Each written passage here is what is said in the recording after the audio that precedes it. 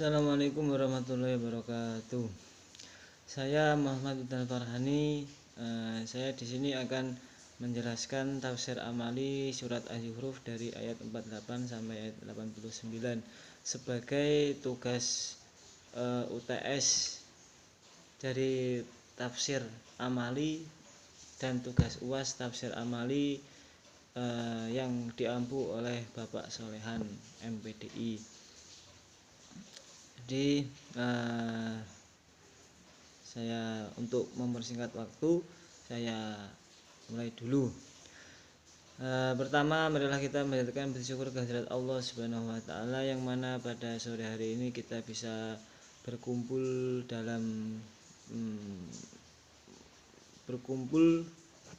virtual untuk melaksanakan pembelajaran tafsir amali. Dalam hal ini materinya adalah surat Az-Zukhruf ayat 48 sampai 89. Nanti saya akan membacakan ayatnya dahulu, setelah itu terjemah perkata, baru tafsir amal yang bisa kita amalkan dalam kehidupan sehari-hari. Mungkin bisa dipahami. Untuk yang menonton silahkan membuka Al-Qur'annya masing-masing, diusahakan untuk Al-Qur'annya itu terjemah agar nanti bisa mengikuti apa yang saya arahkan dan saya jelaskan. Kita akan mengawali dari surat Az-Zukhruf ayat 48. Ayat 48 yang berbunyi sebelum kita memulai membaca ayat Al-Qur'an, kita berdoa dulu. Bismillahirrahmanirrahim. Rabbi shrah li sadri wa yassir li amri wahlul 'uqdatam min lisani yafqahu qawli. Amin. Bismillahirrahmanirrahim. A'udzu billahi minasyaitonir rajim. Wa ma nurihim min ayatin illa hiya akbaru min ukhtiha wa akhadnahum bil 'adabi la'allahum yarji'un. Wa qalu ya ayyuhas sahiru ud'u lana rabbaka bima ahida indak innana lamuhtadun falamma kashafna 'anhumul 'adaba idza hum yankusun wa nada fir'aunu fi qaumihi qala ya qaumi alaysa li mulku misra wa hadhihi al-anharu tajri min tahti afala tubsirun am ana khairum min hadzal ladzi huwa mahinun wa la yakadu yubin falawla ulqi alaihi aswiratun min dhahabin aw jaa ma'ahul malaikatu muqtarinin fastakhaffa qaumahu fa'ata'uhu innahum kanu qauman fasikin. Jadi yang saya bacakan adalah ayat 48 sampai ayat 55 dulu. Nanti kalau semisal waktunya mencukupi, saya lanjutkan sampai 89. Setelah saya bacakan ayatnya, saya akan menerjemah perkata. Wa ma nurihim, dan tidaklah kami perlihatkan. Wa ma, dan tidak nurihim, kami perlihatkan. Min ayatin, suatu mukjizat ilahiyah, kecuali mukjizat itu akbaru, lebih besar, min uhtiha, dari mukjizat sebelumnya. Wa akhadnahum, dan kami timpakan kepada mereka, bil adabi, adab, la'allahum, agar mereka yarji'una, kembali ke jalan yang benar. Wa qalu, dan mereka berkata, ya ayyuhas sakhiru, wahai pesihir, ud'u, berdoalah kepada Tuhanmu, lana, kepada kami, rabbaka, ud'u, berdoalah lana, untuk kami, rabbaka, ke Tuhanmu, bima, sesuai dengan apa yang ahida, dijanjikan, indaka, kepadamu.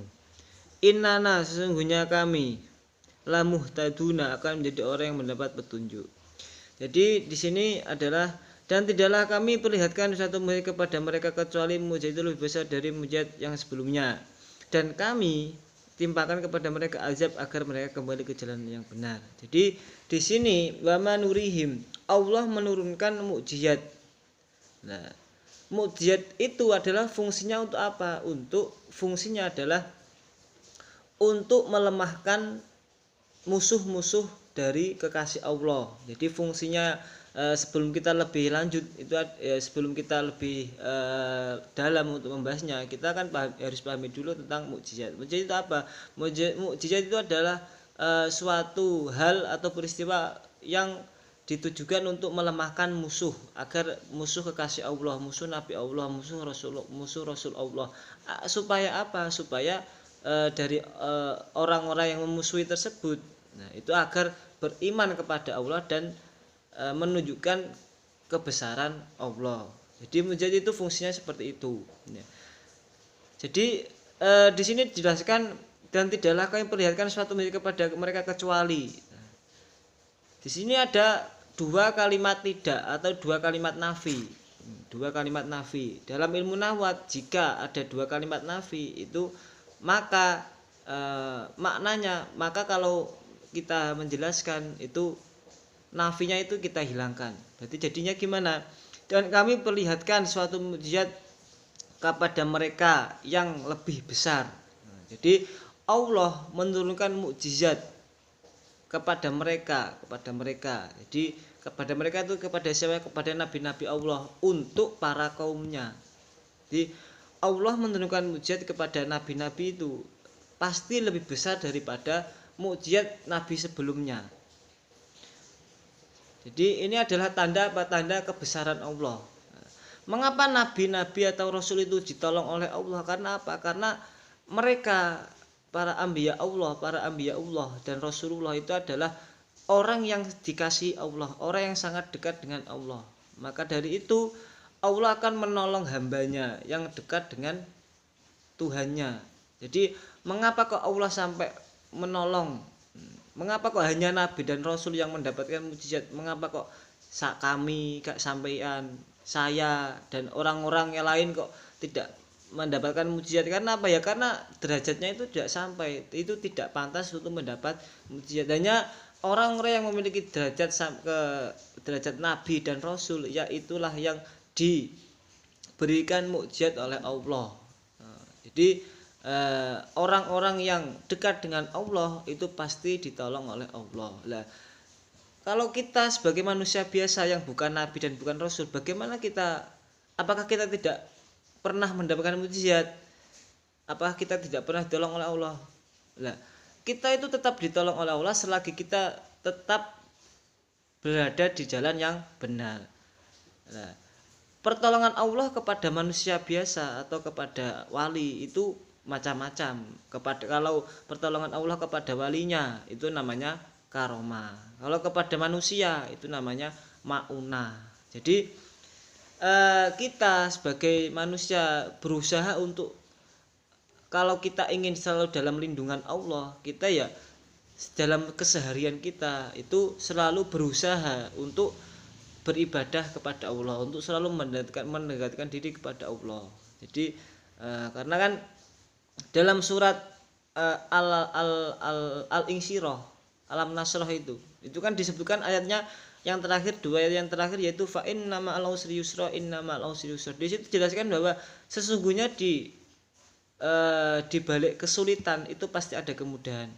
Terus ayat setelahnya lagi itu diulangi lagi, fa inna ma'al usri yusra. Nah, jadi dua ayat ini mengapa kok sampai dua ayat itu sama?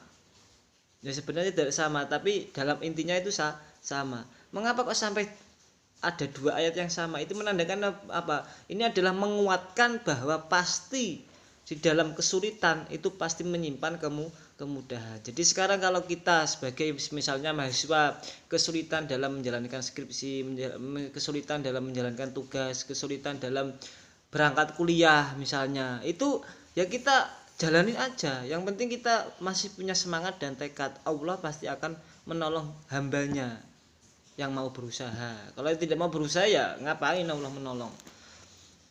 Jadi kan kita kalau ingin mendapat pertolongan Allah ya mendekatkan kepada Allah.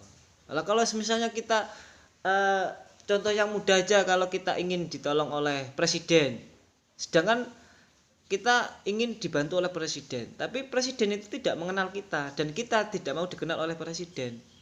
Bagaimana presiden menolong kita sedangkan presiden aja tidak mengenal kita lah.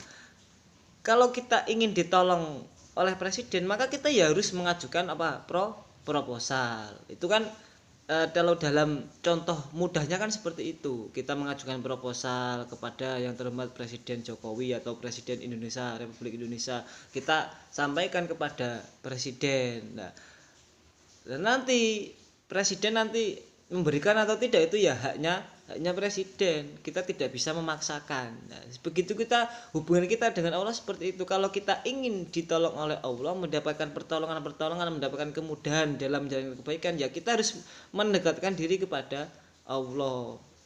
Caranya bagaimana? Ya bermacam-macam, menjalankan perintahnya, menjalankan larangannya, terus taat, melakukan sunnah-sunnah Nabi, itu juga hal-hal yang disukai oleh Allah.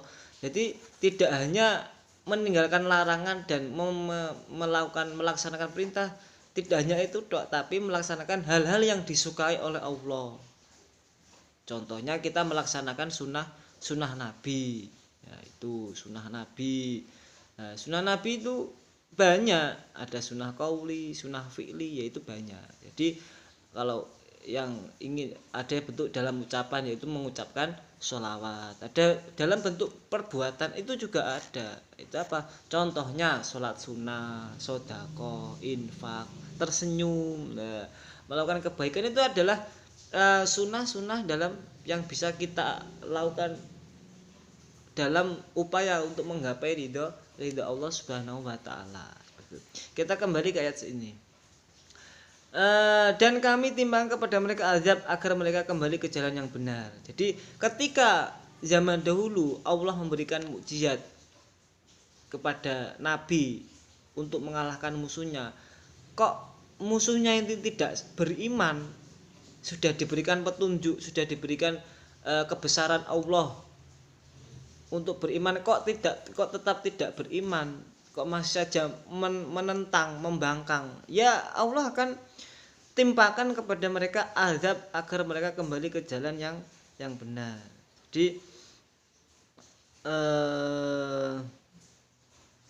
Jadi ketika Allah sudah memberikan pertolongan, Allah sudah memberikan petunjuk, kok kita mengabaikannya, kita tidak menghiraukannya, ya Allah akan menyesatkan.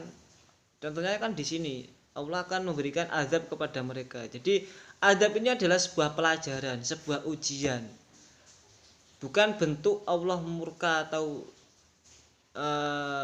bentuk tidak sukanya, tapi itu adalah bentuk kasih sayang. Diberi azab untuk apa? Agar supaya kaum-kaum atau orang-orang yang diberi azab ini agar sadar, oh ini adalah salah, oh ini tidak benar. Jadi ketika kita mendapatkan ujian oleh Allah, itu adalah bukan bentuk bentuk murka.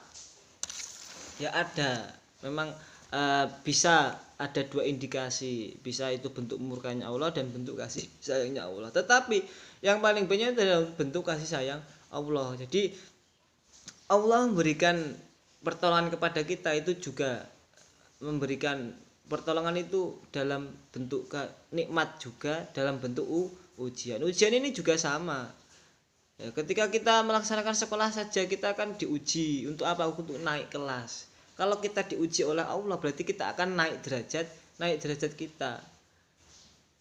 Jadi itu adalah fungsi ujian dalam kehidupan. Jadi dalam keadaan apapun kita tetap berusaha untuk bersyukur, tetap berusaha untuk beristiqomah dalam beribadah, beristiqomah dalam melakukan kebaikan, untuk